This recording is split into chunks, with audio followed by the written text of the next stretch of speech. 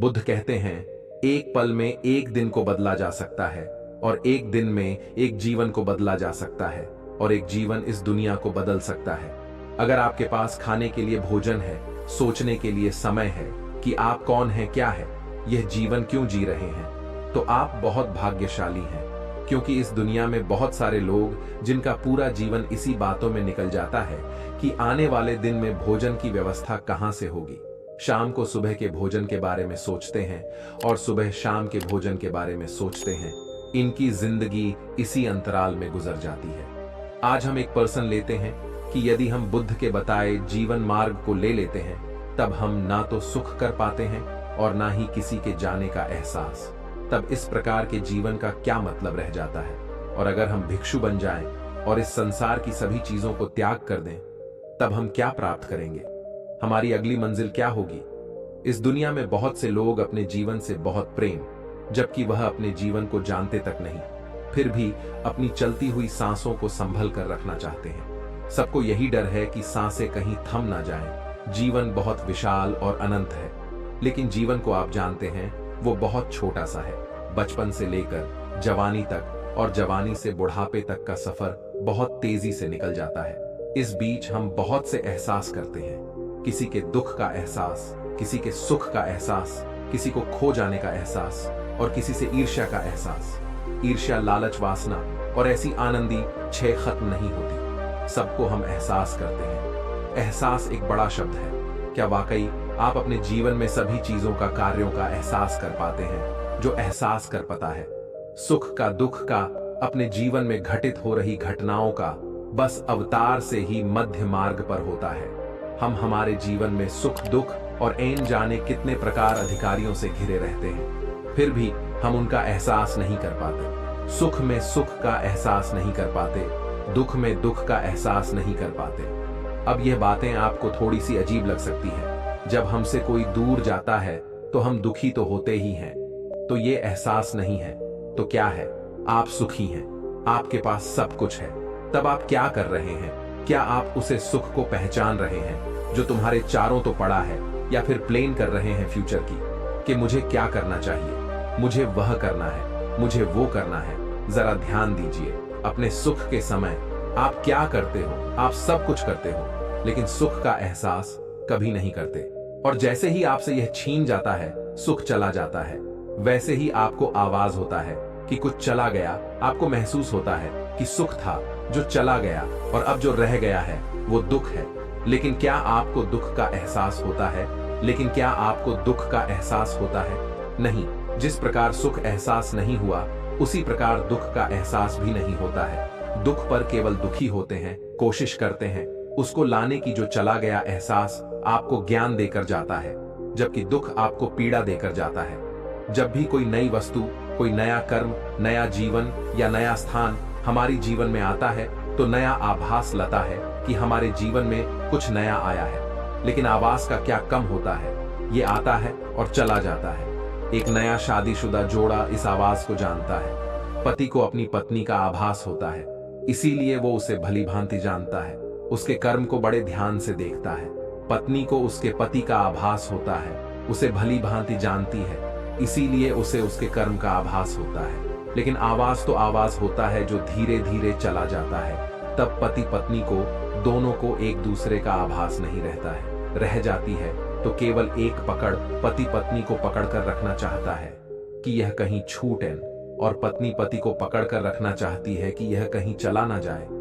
ये सब कहते नहीं है एक दूसरे को, लेकिन मैन की गहराइयों में यही होता है, और इसका तो इन्हें आभास भी नहीं होता। दोनों सोचते हैं कि वो खुद सही है। क्या आप नहीं सोचते कि आप सही हैं? बुद्ध का दिया मध्य मार्ग एक खास मार्ग है जो हमें आवाज से एहसास तक जोड़ता है। एक व्यक्ति ईर्ष्या करता है, और जिससे भी वह ईर्ष्या करता है वो उसका बुरा चाहने लगता है ताकि वह उसे व्यक्ति से श्रेष्ठ हो जाए।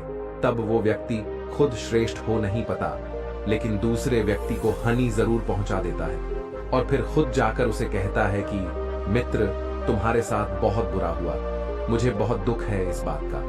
लेकिन अंदर ही अंदर वह व्यक्ति बड़ा खुश होता है, जबकि उससे उसका कोई फायदा नहीं है, लेकिन फिर भी उसे खुशी मिलती है। लेकिन वह अपने इस करते से आंतरिक रूप से गिर गया है। यह आम जीवन है, जीने से।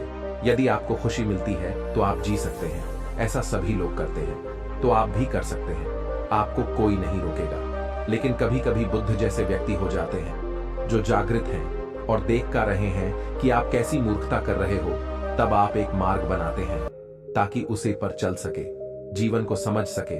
आपने एक शराबी को देखा होगा, वो कितने आनंद के साथ नशा करता है, खुश रहता है, लेकिन यदि कोई उसे नशा करने से माना कर दे तो वो उसका विरोध करने लगता है, उसे हजार तरह की बातें बताता है, अपनी बातों को सही दिखाने के लिए तर्क भी दे देता है। वह समझता है कि नशई जीवन है, जो सुख यहां पर है वह कहीं और नहीं है। यह सब सुनने के बाद आप तो उसे महान ही कहोगे। जी हां, आप भी यही कहोगे कि वो कितना मूर्ख है, जागृत नहीं है, बेहोश है। जब वो होश में आएगा, न तो नशे से बाहर आएगा, तब हम उससे बात कर लेंगे। और यही स्थिति हमारे और बुद्ध के बीच है। वो जागृत है, सब भली भांति देख सकते हैं, हम जीवन के नशे में चूर हैं, हमें कुछ दिखाई नहीं देता, सब सही लगता है। लेकिन बुद्ध यह कभी नहीं कहते कि आपके नशे से बाहर आने पर हम बात करेंगे, क्योंकि उनको पता है कि आप कभी भी नशे से बाहर नहीं आओगे। इसलिए वो आपको जागृत करते रहते हैं। जो व्यक्ति मध्य मार्ग पर चलता है वो एहसास को जीता है। ऐसा व्यक्ति जब किसी से ईर्ष्या करता है तब उसे तुरंत ही ईर्ष्या का एहसास हो जाता है, और जब एक बार एहसास हुआ तो उसे एहसास के पीछे उठने वाले विचारों को भी वह समझ जाता है। जैसे ही विचार दिखाई देता है वो एशिया स्वयं ही समाप्त हो जाती है। इस प्रकार वह सुख और दुख दोनों का अनुभव कर पाते हैं, सबको देख पाता है। मध्य मार्ग पर ना तो सुख होता है और ना ही दुख होता है। तो फिर क्या होता है? मनुष्य जीवन में यदि कोई अच्छी घटना घट रही हो तो उसे कहते हैं सुख प्राप्त हो रहा है, और दुखद घटना घट रही हो तो उसे कहते हैं कि दुख प्राप्त हो रहा है। और यदि इन दोनों की घटना के बाहर की ओर घटना घट रही हो, लेकिन मध्य मार्ग पर चलने वाले पर इसका कोई प्रभाव ना पड़े, तो उसे क्या प्राप्त हो रहा है? सुख या दुख? दुख तो नहीं कर सकते। एक तीसरा शब्द आता है आनंद। लेकिन जिन्होंने ये सब दिया है आनंद, वो कुछ और कहना चाह रहे, क्योंकि वो आनंद को सुख नहीं बता रहे, वो किसी और चीज के बारे में बात कर रहे। हमारी सोच समझ इतनी सी है कि हम आनंद को ही सुख समझते हैं। क्या आपने ये कभी सोचा है कि अगर हम भिक्षु बन जाएं और संसार की सभी चीजों को त्याग कर दें, तब हम क्या प्राप्त करेंगे? हमारी अगली मंजिल क्या होगी? आपको कुछ भी नहीं मिलेगा, आपको कुछ भी प्राप्त नहीं होगा। भिक्षु बन जाने से या संसार को त्याग देने से ज्ञान प्राप्त नहीं होता है, समझ उत्पन्न नहीं होती है, बुद्ध प्राप्त नहीं होता है। वर्तमान में ऐसे कई लोग हैं जो अलग अलग तरीके से संसार को त्याग चुके हैं, फिर भी संसार के प्रति उनकी कामना में कोई कमी नहीं रहती। वो आज भी ऐसे ही क्रोधित होते हैं जैसे कि संसार में होते, वह आज भी ऐसे ही दुखी होते हैं जैसे संसार में होते, वह आज भी उतनी अंधेरे में है जितने संसार में केवल बस्तर और जीवन के त्रिकोण को बदल देने से हम जागृत नहीं हो जाते। यह तो अंदर की प्यास है, जहां में लगता है कि हम कुछ गलत कर रहे हैं, कुछ तो है जो हम छोड़ रहे हैं। हम पारंपरिक जीवन में विश्वास नहीं कर पाते हैं। संदेह का भी हमारे भीतर होता है। हम लोगों के लिए लड़ते हैं, लोगों की मदद करते हैं, मदद करने पर एक हसीन आनंद प्राप्त करते हैं। आपने भी देखा होगा कि कुछ लोग लोगों की सेवा में लगे रहते हैं, जानवरों की सेवा में लगे रहते हैं, बिना किसी लालच के प्रकृति की सेवा में लगे रहते हैं, और उसके लिए वो अपने जीवन की प्रभावी नहीं करते हैं। अब हम सवाल खड़े करते हैं, कुछ इसका जवाब अंदर की तरफ तो कुछ बाहर की तरफ खोजते हैं। लेकिन आवश्यकता क्या है? आवश्यकता है स्वयं से अपना मार्ग खोजना, उसे मार्ग पर चलना, उसे मार्ग को पूरा करना। बुद्ध कहते हैं अपना दीपक खुद भरो, उसकी रोशनी में आगे बढ़ो। जो अपना उत्तर बाहर की ओर कोस्ट रहे वो ढूंढते ढूंढते थक जाएंगे, वो अपने स्वयं के अनुभव से अंतर की ओर मुड़ जाएंगे। और जो अपना उत्तर अंदर की ओर ढूंढ रहे हैं, जब वो ढूंढते ढूंढते थक जाएंगे तो वो सुनने में उतर जाएंगे। सुनने मां उत्तर है, और उसके लिए उन्हें परिवार छोड़ने की आवश्यकता नहीं है, और ना ही भिक्षु बनने की आवश्यकता है, और ना ही सन्यासी बनने की आवश्यकता है। यदि आपके अंदर प्यास है तो आप पानी ढूंढ ही लो।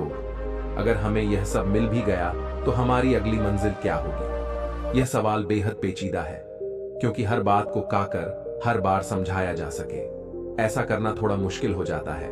जबकि शब्द और समझ सीमित हो।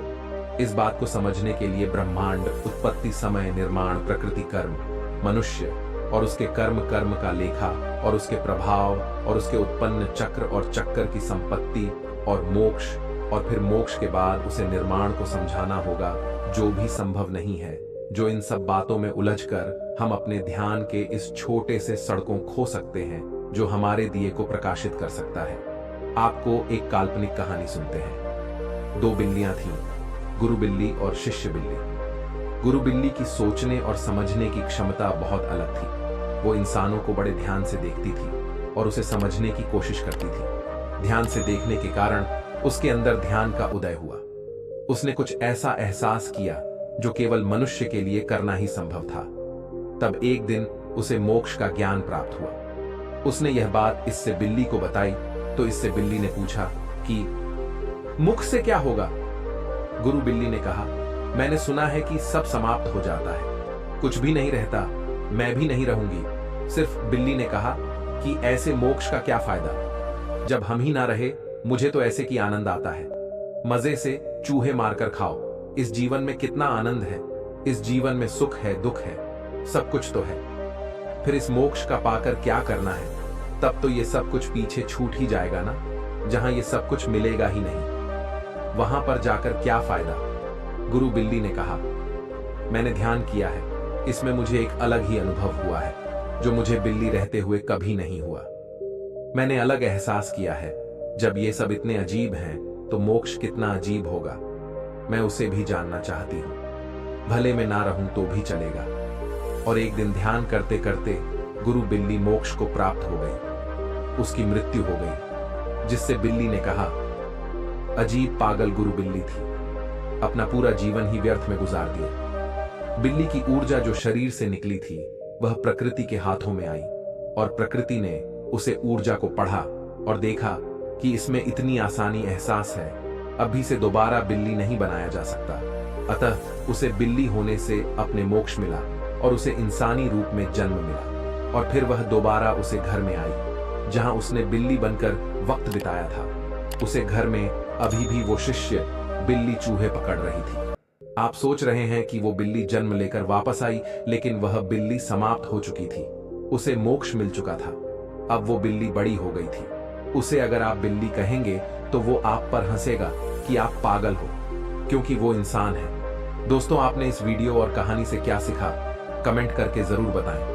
Thanks for watching. चैनल को सब्सक्राइब कर ले, कुछ ना कुछ सीखने को मिलता रहेगा। नमो बुद्धा, ऑल मोटिवेशन।